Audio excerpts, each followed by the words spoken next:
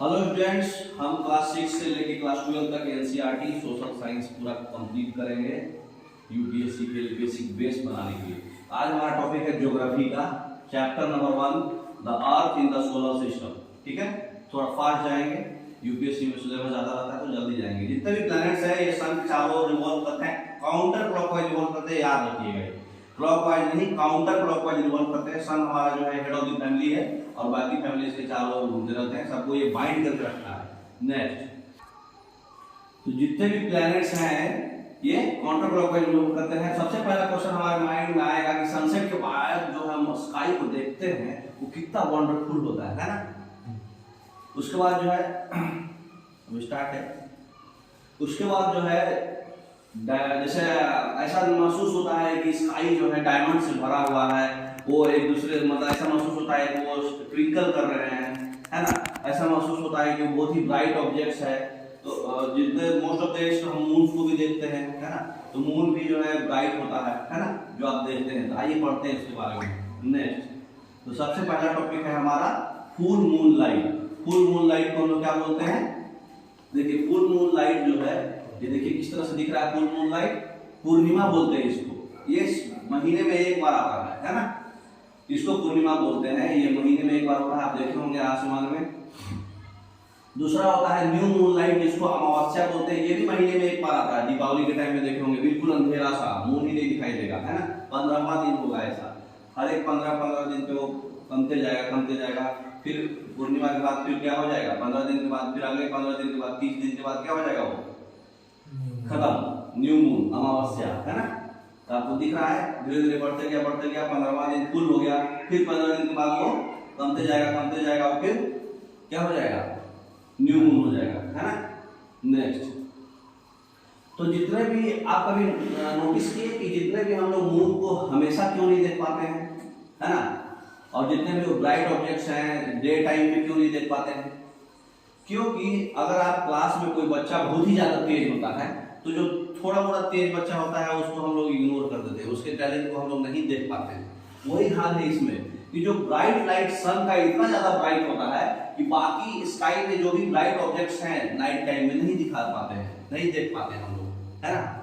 Next, जैसे देखिए torch light है, टॉर्च लाइट का जो बीम दिख रहा है आपको, ठीक है, अगर उसी के पास जो है काफी ज्यादा बीम वाला आएगा तो वो नहीं दिखाई देगा।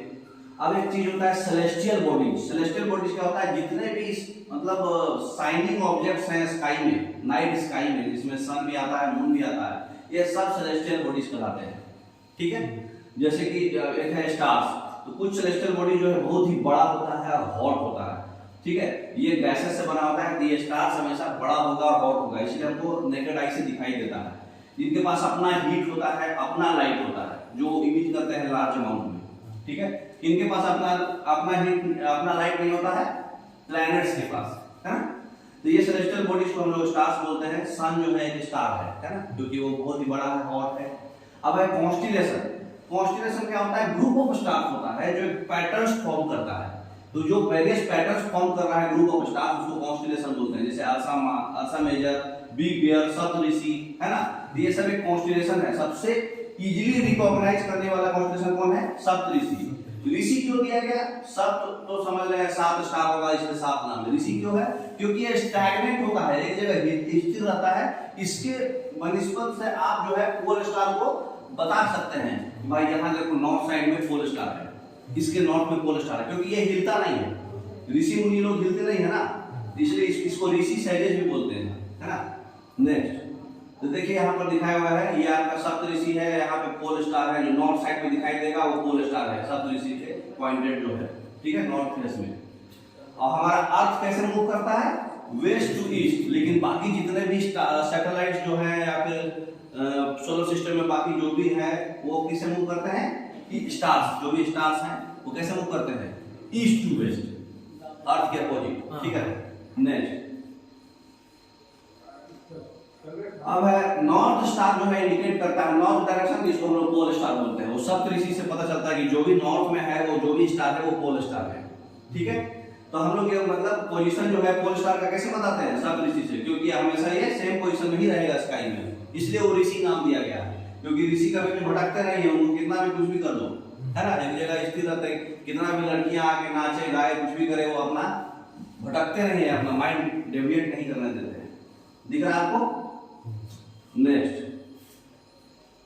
प्लैनेट्स। प्लैनेट्स क्या होता है? कुछ सेलेस्टियल बॉडी जो है जिनके पास अपना हीट लाइट नहीं होता है। ऑलरेडी बताया स्टार्स के पास अपना हीट लाइट होता है और काफी बिग और हॉट होते हैं, लेकिन प्लैनेट्स के पास अपना हीट लाइट नहीं होता है, स्टार्स के इतना बिग नहीं होते, है ना, ये क्यों, इसलिए नेकेड आई से नहीं दिखाई देता है ना, और ये जो है स्टार्स के लाइट से दिखाई देते हैं, ठीक है, इसको हम लोग प्लैनेट्स बोलते हैं। प्लैनेट्स वर्ड आया है ग्रीक वर्ड से, प्लैनेटाई बोलते हैं, जिसका मतलब होता है वांडरर्स, मतलब घूमने वाला, जो इधर उधर भटकते रहता है ना, तो वांडरर्स बोलते हैं। अर्थ जो है हम लोग जिसमें रहते हैं वो एक प्लैनेट है ना। नेक्स्ट, तो जो मून जो हम लोग देखते हैं स्काई में, वो एक सैटेलाइट है किसका? अर्थ का। एक ही सैटेलाइट है अर्थ के पास, नेचुरल सैटेलाइट, वो मून है। ये हमारा अर्थ का कंपेनियन भी बोला जाता है, साथी है ना, जो चारों ओर घूमता है अर्थ के चारों ओर, 27 डेज में कंप्लीट करता है, जिसको लूनर डेज बोलते हैं। तो ये हमारे मून साहब है, कंपेनियन, अर्थ के चारों ओर घूमते रहते हैं। अच्छा बताइए इसमें आप क्या क्या समझ गए? व्हेन डू स्टार, आपने जो है स्काई में स्टार्स को कहां पाया जाता है? बताइए, स्काई में कहां पाए जाते हैं? कब? नाइट में, है ना, दिन में तो दिखाई नहीं देता। फिर डिफरेंशिएट कैसे करेंगे फुल मून और न्यू मून को? फुल मून में पूरा पूरा कंप्लीट मून दिखाई देगा, न्यू मून में दिखाई नहीं देगा, महीने में एक बार दोनों आएगा। स्टार्स का फीचर्स क्या है? वो गैसेस से बना हुआ है और हॉट होता है, बिग होता है, इनका पास अपना लाइट होता है। कॉन्स्टेलेशन क्या है? ग्रुप ऑफ स्टार्स है जिसके पास पर्टिकुलर वेरियस पैटर्न्स बनाता है ना, जैसे कि सप्तऋषि, अर्सा मेजर, उषा के एक कॉन्स्टेलेशन है, ठीक है। दूसरा टॉपिक है हमारा सोलर सिस्टम, ठीक है। तो सोलर सिस्टम में पहले 9 प्लैनेट्स था, प्लूटो को हटा दिया गया है, ड्वार्फ प्लैनेट्स अलग कैटेगरी में उनको डाल दिया गया है सभी के सहमति से, है ना। तो अब 8 ही प्लैनेट है, सन 8 प्लैनेट्स है और सैटेलाइट्स है। ये सारे सेलेस्टियल बॉडीज भी, जितने भी एस्ट्रॉइड्स, मेटरॉइड्स, कॉमेट्स जो भी हैं, सब सोलर सिस्टम में आते हैं, मतलब एक फैमिली है ना। नेक्स्ट, तो यही है आपका सोलर सिस्टम। सन है, सन के चारों ओर 8 प्लैनेट्स जो है काउंटर क्लॉकवाइज घूमते रहते हैं, ठीक है। तो देखिए आपको दिखाई दे रहा है, धीरे धीरे आपको कंप्लीट फिगर पिक्चर समझ में आ रहा होगा कि सन के चारों ओर जो है काउंटर क्लॉकवाइज में प्लैनेट्स घूम रहे हैं। इनके पास अपना लाइट नहीं होता है और ये स्मॉल होते हैं, स्टार्स के इतना बिग और हॉट नहीं होते हैं, है ना। नेक्स्ट, तो देखिए इसमें जो है सन के सबसे करीब होता है मरकरी, फिर वेनस, इनको ट्विन प्लैनेट बोलते हैं। अर्थ का ये हॉटेस्ट प्लैनेट भी है क्योंकि इनके पास कार्बन डाइऑक्साइड का परसेंटेज सबसे ज्यादा होता है 97.25%, इसलिए हॉटेस्ट प्लैनेट है। और ये सन से डिस्टेंस दिया हुआ है 58 किलोमीटर, 58 मिलियन किलोमीटर, है ना, 168 मिलियन किलोमीटर, 150 मिलियन किलोमीटर, ये ज्यादा एग्जाम में आता है। मार्स 228 मिलियन, जुपिटर जो है 778 मिलियन किलोमीटर, और ये एस्ट्रॉइड्स का बेल्ट है। तो एस्ट्रॉइड्स का बेल्ट किसके किसके बीच है? मार्स और जुपिटर के बीच में। और फिर ये आपका सैटर्न है जिसके पास अपना रिंग होता है, फिर यूरेनस है, फिर नेपच्यून है। सबसे ज्यादा सैटेलाइट किसके पास होता है? जुपिटर के पास। इसमें सबसे बड़ा सैटेलाइट का क्या नाम है? गैनीमेड। गैनीमेड जो है वो जुपिटर का सबसे लार्जेस्ट सैटेलाइट है। और सबसे ज्यादा नंबर ऑफ सैटेलाइट किसके पास है? सैटर्न, है ना। सबसे बड़ा सैटेलाइट जुपिटर के पास है और सबसे ज्यादा नंबर ऑफ सैटेलाइट सैटर्न के पास है, जिसके पास रिंग होता है। एक चीज और, जो एस्ट्रॉइड बेल्ट्स है, ये एस्ट्रॉइड बेल्ट्स काफी 10 पार्टिकल्स का बना होता है, मार्स और जुपिटर के बीच में होता है। एस्ट्रॉइड बेल्ट्स के इधर सन की तरफ जो प्लैनेट्स होते हैं इनको टेरेस्ट्रियल प्लैनेट्स बोलते हैं, और एस्ट्रॉइड बेल्ट्स से जो दूर होते हैं, मतलब सन से दूर की तरफ, इनको जुवेनाइल प्लैनेट्स बोलते हैं, ठीक है। गैसियस प्लैनेट्स भी बोलते हैं, आउटर प्लैनेट्स भी बोलते हैं। और इसको सन के जो ईस्ट साइड है एस्ट्रॉइड बेल्ट की तरफ, ये साइड वाला प्लैनेट्स को क्या बोलते हैं? टेरेस्ट्रियल प्लैनेट्स और इनर प्लैनेट्स, ठीक है। इसमें एटमॉस्फेयर का इफेक्ट दिखेगा, इसमें एटमॉस्फेयर का इफेक्ट नहीं होता है।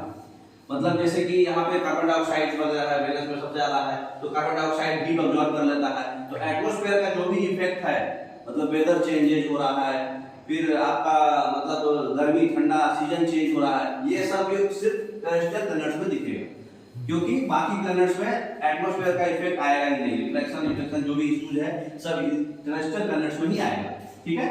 नेक्स्ट, 1 किलोमीटर आप याद रखिएगा, 150 मिलियन किलोमीटर अर्थ का याद रखिएगा। आइए सन के बारे में पढ़ते हैं। सन जो है हेड ऑफ द फैमिली है, हमारे दादाजी बोलो, चाहे जिसके घर में दादाजी नहीं है तो पिताजी। तो ये centre of the solar system है, ये ह्यूज होता है, बहुत बड़ा होता है। और एक्सट्रीमली हॉट गैसेज है, ये सारे प्लैनेट्स को बाइंड करके रखता है। एक्सट्रीमली हॉट है इसलिए आग का गोला फैन है ना, तो ये कूलिंग फोर्स एक प्रोवाइड करता है जिससे कि सोलर सिस्टम को बाइंड करके रखता है। मेन हेड है तो सबको बाइंड करके रखेंगे, किसी को बिगड़ने नहीं देंगे, इधर उधर भागने नहीं देंगे। तो अल्टीमेट सोर्स ऑफ हीट और लाइट जो होता है सोलर सिस्टम का, वो कहां से मिलता है? सन से। तो अल्टीमेट सोर्स जो है हमारा सन से मिलता है, और ये कितने किलोमीटर अर्थ से है? 150 मिलियन किलोमीटर। बोलो तो कितना? 8 light year, 8 minute light year, ठीक है ना? 8 मिनट लगता है ना सनसेट और सनराइज में। हाँ, तो 150 मिलियन किलोमीटर अवे है, ठीक है। नेक्स्ट ये है आपका सन, आपका गोला। अब आइए प्लैनेट्स के बारे में। ऑलरेडी आपको बता चुके हैं कि प्लैनेट टोटल 8 है, इनके पास अपना लाइट नहीं होता है, ये छोटे होते हैं। और जो है डिस्टेंस जो है just Mercury, Venus, Earth, Mars, Jupiter, Saturn, Uranus, Neptune, है ना। इनके ऑर्डर है, सन से जो डिस्टेंस है ये नजदीक जो है सबसे पहले लिखा गया है, जिसको मेमोराइज करने का एक कोड है आपके पास। क्या कोड है? देखिए, my very efficient mother just served us nuts. आपको नट्स खिला रही है एफिशिएंट मदर, तो my very efficient mother just served us nuts. उसका देखिए पहला लेटर जो लाल कलर से किया हुआ है, धीरे धीरे जो है अर्थ सन से दूर होते जा रहा है प्लैनेट्स, जो जो उसका नाम लिखते जा रहा है, धीरे धीरे साइज में बढ़ते जाएगा आपको, है ना। तो सबसे छोटा है फिलहाल मरकरी, ठीक है। तो लाइफ जो है सिर्फ और सिर्फ अर्थ पे एग्जिस्ट करता है, क्योंकि इसके पास एटमॉस्फेयर है, वाटर है और एयर है, और एयर में भी ऑक्सीजन है जो हमको सरवाइव करने के लिए ऑक्सीजन रिक्वायर्ड है। बाकी सबके पास वाटर एयर नहीं है, इसलिए नहीं होता है ना। नेक्स्ट, जितने भी 8 प्लैनेट्स हैं वो फिक्स पाथ पे घूमते हैं, जिसको ऑर्बिट बोलते हैं। उस पाथ को जो है इलोंगेटेड पाथ होता है, इलिप्टिकल पाथ, है ना। इलिप्टिकल पाथ होगा, इलोंगेटेड पाथ होगा, एग्जाम में ये सब बात आता है। इलोंगेटेड पाथ होता है, इसको फिक्स पाथ घूमेगा ऑर्बिट को, आप इधर उधर भटकता नहीं है, सन सबको टाइट करके रखता है ना। नेक्स्ट, मरकरी जो है सबसे नियरेस्ट है, ये सबसे कम समय लेता है प्लैनेट्स को अपने ऑर्बिट के अराउंड घूमने में, मतलब सन के अराउंड घूमने में 88 डेज ही लेता है। अर्थ कितना लेता है? अर्थ को ट्विन प्लैनेट जो है वेनस है, अर्थ जो है 365 1/4 डेज लेता है घूमने में, अपने एक्सिस के अराउंड 24 आवर्स में घूमता है ना। लेकिन सन के चारों ओर 365 1/4 डेज में घूमता है, लेकिन ये 88 डेज में घूमता है, सबसे कम मरकरी। ऐसे सोलर सिस्टम हम आपको मेरे ज्योग्राफी के लेक्चर में है, वो उसके बारे में पढ़िएगा और डीप में भी बताया गया है, ठीक है। अच्छा, वेनस को ट्विन प्लैनेट्स क्यों बोलते हैं? क्योंकि इनका शेप सिमिलर होता है, साइज भी सिमिलर होता है और नजदीक भी है ना। प्लूटो को पहले प्लैनेट कंसीडर करता थे, लेकिन 2006 के बाद से सभी के सहमति से ड्वार्फ प्लैनेट कंसीडर कर लिया गया है, ठीक है। अब आइए अर्थ के बारे में। अर्थ के बारे में जानते हैं, इनको ब्लू प्लैनेट बोलते हैं। ये 23.5 डिग्री झुका हुआ है और पोल पे थोड़ा सा फ्लैट है, और थर्ड नियरेस्ट प्लैनेट है सन से, और लार्जेस्ट में फिफ्थ है ना, फिफ्थ लार्जेस्ट प्लैनेट है, और ये पोल पे थोड़ा सा फ्लैट है, इसलिए जियोइड शेप बोला जाता है। तो जियोइड शेप में थोड़ा सा ऐसे ऐसे फ्लैट रहेगा, और इक्वेटर के पास भी थोड़ा थोड़ा सीधा रहेगा, इसको जियोइड प्लैनेट बोलते हैं, ठीक है। जियोइड मतलब अर्थ का जैसा शेप, है ना। अब देखिए, आप जानते होंगे, डू यू नो, देखिए एनसीईआरटी में डू यू नो लिखा होता है, जो अर्थ लाइट का स्पीड जो है 3 लाख किलोमीटर पर सेकंड है, ये स्पीड से बाद भी लाइट को 8 मिनट लगता है अर्थ को पहुंचने में। 8 मिनट लाइट ईयर, इतना डिस्टेंस है ना। 150 मिलियन किलोमीटर, है ना। अर्थ का एक और यूनिकनेस है कि ब्लू प्लैनेट है, क्योंकि 71% पानी जो है इसमें पानी है, बाकी सब लैंड है और वाटर है, एयर है। तो 2/3 जो है पानी से कवर्ड है। लाइफ को जो सपोर्ट करना है वो सिर्फ अर्थ में है अवेलेबल, ऑलरेडी बता चुके आपको, एयर और वाटर और ऑक्सीजन, है ना। ना ही टू हॉट है ना ही टू कोल्ड है, इसके पास पानी भी है और हवा भी है, जो हमारे सर्वाइवल के लिए एसेंशियल है, और सबसे इंपॉर्टेंट चीज ऑक्सीजन गैस है ना। नेक्स्ट, तो बताइए what comprises the solar system, क्या क्या है? स्टार्स, प्लैनेट्स, 8 प्लैनेट्स और सेलेस्टियल बॉडीज, है ना। फिर इनर प्लैनेट्स क्या क्या है? एस्ट्रॉइड से पहले वाला मरकरी, वेनस, अर्थ, मार्स, है ना। फिर इंपॉर्टेंस, सन का इंपॉर्टेंस क्या है? ये जो है bright ultimate source of light है और सबको बाइंड करके रखता है। फिर सन और अर्थ का जो है 8 मिनट लाइट ईयर डिस्टेंस है, जो कि 150 मिलियन किलोमीटर है, आप पढ़े होंगे। 3 लाख किलोमीटर पर सेकंड के बाद भी वो 8 मिनट लगाता है सन को अर्थ से पहुंचने में। डिले भी होगा सनसेट और डिले भी होगा सनराइज, ये आप नोट करिएगा। अब हमारा टॉपिक है मून। प्लैनेट्स के बारे में पढ़ लिए, सन के बारे में पढ़ लिए, स्टार्स के बारे में पढ़ लिए, सेलेस्टियल बॉडीज पढ़ लिए। अब हमारा अर्थ का सिर्फ ओनली वन सैटेलाइट है जो नेचुरल सैटेलाइट है, मून। इसका डायमीटर जो है 1/4 होता है अर्थ के। अर्थ का डायमीटर होता है 63,700 किलोमीटर, 63,700 किलोमीटर। ये अप्रॉक्स 3,84,400 किलोमीटर दूर है हमारे अर्थ से। 150 मिलियन किलोमीटर सन दूर है और मून जो है 3,84,400 किलोमीटर दूर है। इसका 1/4 होता है डायमीटर अर्थ से। ये जो है 27 डेज में कंप्लीट करता है, इसको लूनर पीरियड बोलते हैं। मून जो है अर्थ के चारों ओर घूमता है, ये सन के चारों ओर नहीं घूमता, ध्यान रखिएगा। ये एग्जैक्टली सेम टाइम लेता है एक स्पिन कंप्लीट करने में, मतलब अपने एक्सिस में भी 27 डेज में ही कंप्लीट करता है। इसलिए इसका आधा ही फेज हम लोग देख पाते हैं, आधा फेज तो दिखेगा ही नहीं, क्योंकि फ्रंट में ही खाली दिखेगा, बैक पोर्शन तो दिख नहीं रहा है, क्योंकि वो सेम बना रहा है, सेम एक्सिस से भी घूम रहा है, सेम अर्थ के चारों ओर भी घूम रहा है। इसलिए one side of the moon जो है सिर्फ विजिबल होता है हमारे को। ठीक है, नेक्स्ट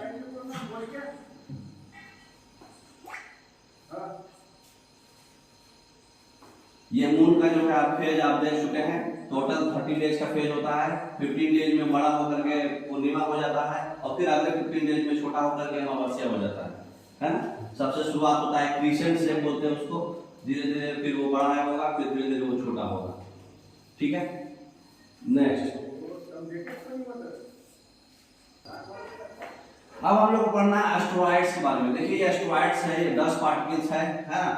ये मतलब अपार्ट फ्रॉम स्टार्स, प्लैनेट्स और सैटेलाइट्स के अलावा जितने भी टाइनी बॉडीज जो होते हैं जो सन के चारों ओर घूमते हैं उनको एस्ट्रॉइड्स बोलते हैं। इनडायरेक्टली याद करने का कचरा है ना, मतलब मेन चीज छोड़ के जो बच गया वो क्या है, एस्ट्रॉइड्स है। ठीक है, तो जितना भी अभी हम लोग पढ़ लिए स्टार्स, प्लैनेट्स और सैटेलाइट्स, उसके अलावा जो भी चीज है वो क्या है, एस्ट्रॉइड्स है। ये मार्स और जुपिटर के बीच में पाया जाता है, याद रखिएगा, बहुत ही इंपॉर्टेंट क्वेश्चन है ना। तो एस्ट्रॉइड बेल्ट आपको दिखाया जा रहा है, यही है आपका एस्ट्रॉइड्स। अब है मेटेओराइट्स। मेटेओराइट्स क्या होता है, पिंड का गोला है ना, आग का गोला है, उड़ता पिंड जिसको बोलते हैं। तो ये जो है स्मॉल पीसेज है रॉक्स का पीस है, ये जो सन के चारों ओर घूमते हैं वो भी मेटेओराइट्स होते हैं, है ना। ये कभी कभी क्या है, ड्रॉप कर जाते हैं अर्थ पे। तो ये कभी कभी मेटेओराइट्स जो है अर्थ से टकरा जाते हैं और ड्रॉप गिर जाते हैं। पिंड का गोला जो बोलते हैं, उड़ता पिंड है ना। तो ये आग का गोला जैसा है, ये रॉक्स का बना हुआ है, स्मॉल पीसेस, और कभी कभी जो है अर्थ से टकरा करके ड्रॉप कर जाते हैं। ठीक है, नेक्स्ट तो ये मेटेओराइट जो है कभी कभी बिना कंप्लीटली बर्न, मतलब जलते नहीं है, उसके बाद भी अर्थ पे गिर जाते हैं, तो एक हॉलो क्रिएट कर देते हैं। जहां गिरेंगे ना वहां पे एक गड्ढा सा बन जाएगा, है ना, खोखला हो जाएगा वो, जैसे यहाँ गैप हो जाएगा, हॉलो टाइप। अब है हमारा गैलेक्सी। गैलेक्सी क्या है, गैलेक्सी जैसे नॉर्मल आप ग्रुप ऑफ स्टार्स क्या पढ़े थे, कॉन्स्टेलेशन, लेकिन अगर बिलियंस ऑफ स्टार्स का जो सिस्टम है, उसमें क्लाउड्स भी है, डस्ट भी है, गैसेस भी है, पूरे सिस्टम को हम लोग क्या बोलते हैं, गैलेक्सी। गैलेक्सी क्या है, एक जस्ट लाइक नदी है, जैसे हमारे घर में, मतलब हमारे जो जमीन पे जो नदी बहती है उसमें पानी बहता है, उसी तरह से अगर आकाश में कोई नदी बहेगा उसमें पानी में लाइट बहेगा, फ्लो। तो अगर आकाश में कोई ऐसा रिवर है जिसमें पानी के बदले लाइट फ्लो कर रहा है, उसको हम लोग गैलेक्सी बोलते हैं, मिल्की वे, है ना, जिसको हिंदी में बोलते हैं आकाशगंगा। तो मिलियंस ऑफ गैलेक्सी जो है, जब वो लोग ग्रुप बनाते हैं, गैलेक्सीज का बहुत सारा मिलियंस ऑफ ग्रुप बनेगा तो वो यूनिवर्स हो जाता है। तो हम लोग कुछ भी चीज पढ़ रहे हैं, जो भी चीज हमारे चीज में वो ब्रह्मांड है, मतलब यूनिवर्स है ना। नेक्स्ट तो देखिए कितना बड़ा चीज है यूनिवर्स, सबसे बड़ा हुआ जिसको बोलते हैं, थोड़ा जूम करिए, क्लैरिटी आएगा। तो सबसे बड़ा हमारा है यूनिवर्स, ठीक है, जिसको हम बोलते हैं विर्गो सुपर क्लस्टर है ये, है ना। उसके नीचे हमारा क्या हुआ, गैलेक्सी, हमारा लोकल ग्रुप ऑफ गैलेक्सी, जैसे मिल्की वे गैलेक्सी है ना। उससे छोटा कौन हुआ, स्टार्स, जो हमारा स्टेलर नेबरहुड हुआ, है ना। और उससे छोटा होता है प्लैनेट्स, जो सबसे छोटा होता है ना। और सबसे छोटा है मेटियोर्स, एस्टेरॉइड्स, कॉमेट्स, है ना। नेक्स्ट अब बताइए, मून को हम लोग सैटेलाइट क्यों बोलते हैं जबकि ये सेलेस्टियल बॉडी है, फिर भी क्योंकि ये अर्थ के रिवॉल्व, कोई जो भी बॉडी प्लैनेट्स के अराउंड रिवॉल्व करती है उसको हम सैटेलाइट बोलेंगे। जिस प्लैनेट्स के अराउंड रिवॉल्व करे उसका वो सैटेलाइट है, ठीक है। तो ये अर्थ एक प्लैनेट है, तो अर्थ के अराउंड रिवॉल्व करती है, इसलिए सैटेलाइट है। मेटेरॉइड्स क्या होता है, अभी बताया आपको, जो उड़ता गोला है, आग का रॉक पीसेज है ना, स्मॉल पीसेज ऑफ रॉक्स है जो सन के चारों ओर घूमती है। गैलेक्सी क्या होता है, बिलियंस ऑफ स्टार्स का ग्रुप्स, क्लाउड्स, गैसेस है ना, डस्ट पार्टिकल्स। अच्छा, गैलेक्सी और यूनिवर्स में क्या है, तो यूनिवर्स जो है गैलेक्सी का बाप होता है, बिलियंस ऑफ गैलेक्सी मिलके यूनिवर्स बनाती है। ठीक है, तो आपको समझ में आ गया, एक बार समराइज कर लेते हैं। जितने भी ऑब्जेक्ट जो स्पेस से बिलोंग करते हैं वो सेलेस्टियल बॉडीज हैं, है ना, जो लाइट अपने पास शाइनिंग ऑब्जेक्ट जो भी है, ठीक है। जितना भी स्मॉल सेलेस्टियल बॉडीज है वो प्लैनेट्स के चारों ओर जो घूमती है उसको सैटेलाइट बोलते हैं, है ना। अर्थ जो है सिर्फ और सिर्फ ऐसा प्लैनेट है जहां पर लाइफ एग्जिस्ट करता है। स्मॉल पीसेज ऑफ रॉक्स जो होता है जो सन के चारों ओर घूमता है वो मेटेरॉइड्स होता है। गैलेक्सी का मतलब मिलियंस ऑफ स्टार्स का जो क्लस्टर है, ग्रुप है, वो गैलेक्सी होता है। छोटा मोटा ग्रुप को कॉन्स्टेलेशन बोलते हैं। प्लैनेट जो है सन के चारों ओर एक फिक्स पाथ में घूमता है जो इलोंगेटेड पाथ होता है, एलिप्टिकल पाथ होता है, जिसको ऑर्बिट बोलते हैं।